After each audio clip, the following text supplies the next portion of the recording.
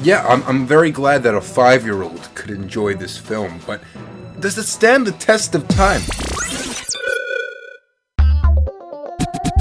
Welcome back to Nonsense Reviews. My name is Brandon Scott Ellis, Hebrew name Shmuel Melech. My name's Ben. Hey, what's going on? How do you top that? Yeah, Scott. I'm Scott the Waz from my YouTube channel, Scott the Waz. Hey y'all, Scott here. And we're here with Lord Tyrion from Game of Thrones. Hello! Happy to be here. So we're here together to talk about the greatest superhero crossover of all time. We're not talking about Avengers. Heck, we're not even talking about Justice League or X-Men or Watchmen or any sort of men besides mystery men. In a place called Champion City, forces of good and evil are about to collide. Let's do some carnage.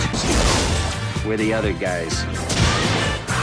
Mystery Men. And it's an obscure movie from the late 90s, specifically 1999, back when Smash Mouth was really, really relevant. I know it's relevant in memes now, but for 1999, they were the Beatles. And speaking of Smash Mouth, if you watch the Smash Mouth music video, you can actually see what it begins with a scene from Mystery All-Star Men. specifically, yeah. All-Star. We gotta find a lot of superheroes really quickly. You're in. Yeah, and All-Star appears actually twice in the film. So this has the meme certification of quality. If it has All-Star, which Shrek had All-Star, this better be at least Shrek good. Oh, you were expecting Prince Charming. So going into this, Ben, you introduced me to the film, and we then introduced Scott to the film. Yes, we did. So tell us initially your story with Mystery Men. So I think I was 5 when my dad first put it on, and I caught glimpses and pieces of it. And after that, I'm like, this movie's amazing. I gotta keep watching it. So I sat from the start to finish to it, and it was amazing. It was just really funny. Ben Stiller was good in it. Most people were really good in it. Kel was in it. Like, it was just a really good movie, and I was really excited to show Brandon and Scott, who are both very into superhero movies, this little gem. Yeah, I'm very glad that a 5-year-old could enjoy this film, but does it stand the test of time? Well, if I may chime in here, I think it very much does, because I think it's a lot more relevant even now because we have so many really serious superhero movies. And when you see a movie like Mystery Men that parodies superhero movies, it really makes you laugh a lot harder. Right, so, I mean, you may be asking yourself, what is Mystery Men? What's the mystery? Well, Ben, could you please explain to us the basic synopsis of Mystery Men as the expert? Okay, so the movie starts off with our 3 main heroes. We have the Shoveler, we have the Blue Raj, who's wearing green, and we have Ben Stiller, which is Mr. Furious. This is a superhero film, so what are their superpowers? So the Blue Raja throws forks and spoons, So no knives. Oh, I get it. So you're shoveling his face is my fault. Is You that threw it? a spoon at the guy, Jeff. Frightfully embarrassed about that. I thought it was a fork. You're the master of cutlery. You can't throw a knife. He throws cutlery. Yes, That's his superpower. that is his And superpower. the shoveler, He uses when a the shovel. road, he's pretty much Bob the Builder grown up. Yes, Mr. Construction. Mr. Construction. He uses the shovel for justice. And Ben Stiller, a pretty notable actor. I know they got like a lot of big names in Hollywood now, like Chris Hemsworth playing Thor. Chris Evans as Captain America. Ben Affleck as Batman for a very, very brief time, if you remember that. I do remember that. What powers would this great actor have for this film? Well, Brandon, I'm glad that you asked. His power is getting really angry. Like, are we talking about Bruce Banner turns into the Hulk angry? I mean, kinda. He gets angry and that's it. No, in all seriousness, he plays pretty much a grown man attempting to have a temper tantrum. And that's it. I mean, that's the joke. Don't mess with the volcano, my man, because I will go Pompeii on your butt. And I mean, speaking of that, as you could tell, a guy with a shovel, a guy with cutlery, like it's all played for laughs, and it's definitely hilarious. And I guess it's sort of in a dystopian world. Yeah, it's like of. a dystopian, like... Yeah, which off the bat, like, the sets look amazing. It seems like it's very inspired by, like, Tim Burton Batman, sort of. I think it was its own graphic novel before it came to a movie. Yeah, the fact that it went that extra mile when it really didn't have to. It seemed like a dumb spoof movie for superheroes, but to do that, I really liked the set. It was a very unique set piece. You know, all the set pieces. It felt like a dystopian future, but it also felt like it was taking place in like the 70s or the 80s. Because all the cars were very old. It had like a sort of retro look, but it sort of felt very unique, where it wasn't that typical retro. So anyway, our heroes, they try to stop a crime, but ultimately the real big superhero that's sort of a parody of either Captain America or Superman just combined. Superman, just as stereotypical, like, look at me, I'm the hero. What's his name? Captain Amazing. Captain Amazing. So he saves the day. And to make things more interesting for himself, because as this big superhero, he's very, very into marketing himself. He wants to get more publicity, and by doing that, he lets loose an old villain. Casanova Frankenstein. Captain Amazing. What a surprise. Well, we've always been each other's greatest nemesises.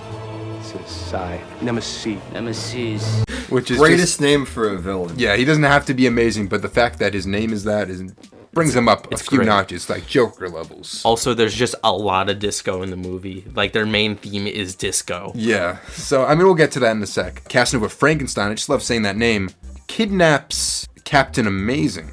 And that leaves our three heroes to form a team of extraordinary people, if you will.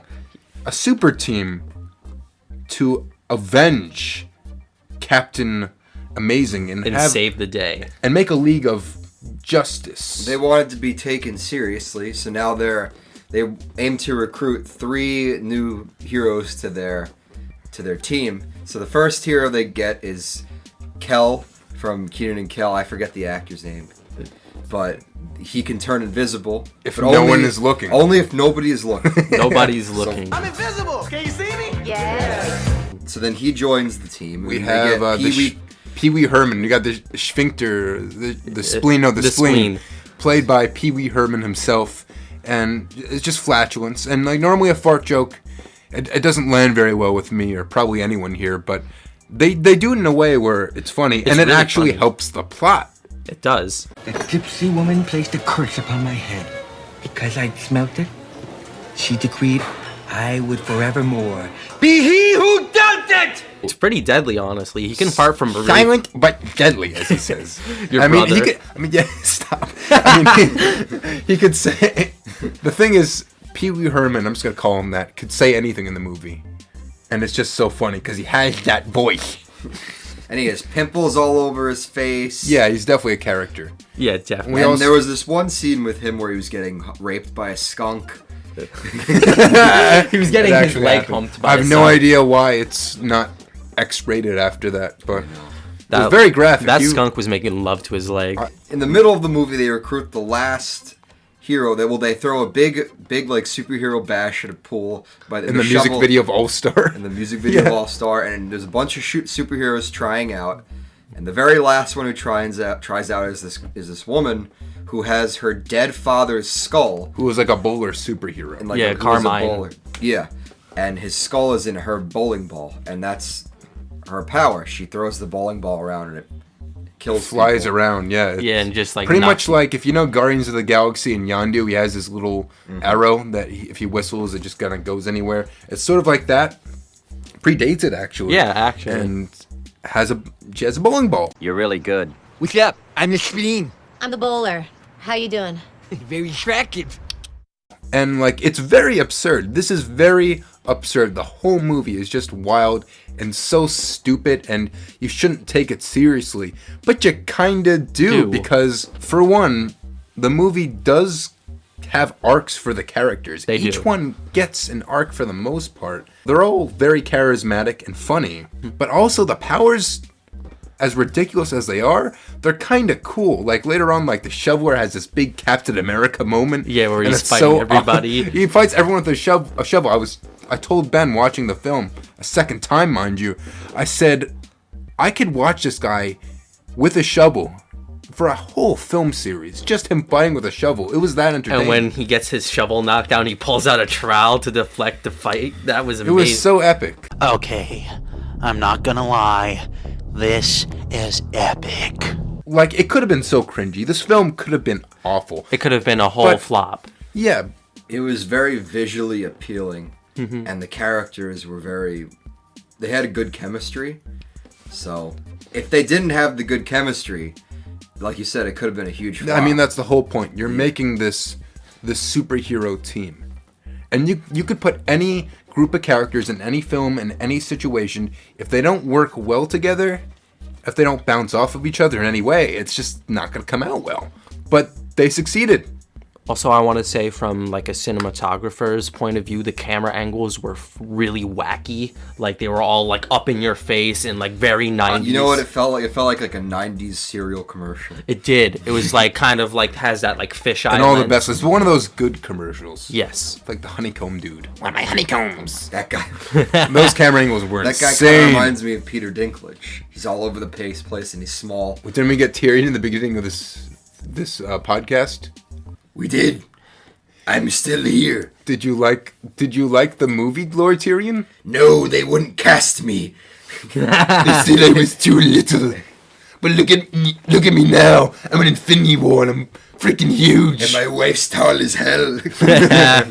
Well, to me, she's tall. Also, further on into the movie, they meet this guy named Heller, who is a scientist that makes specifically non-lethal weapons, and I think that's just the funniest. Yeah, they have little touches in the script that, like, they're so subtle, but it adds so much charm. That's something I could say about the movie. It's really charming. It really is. Like the canned tornado. And their vehicle that they're in, the non-lethal vehicle. Very early 2000s, late 90s.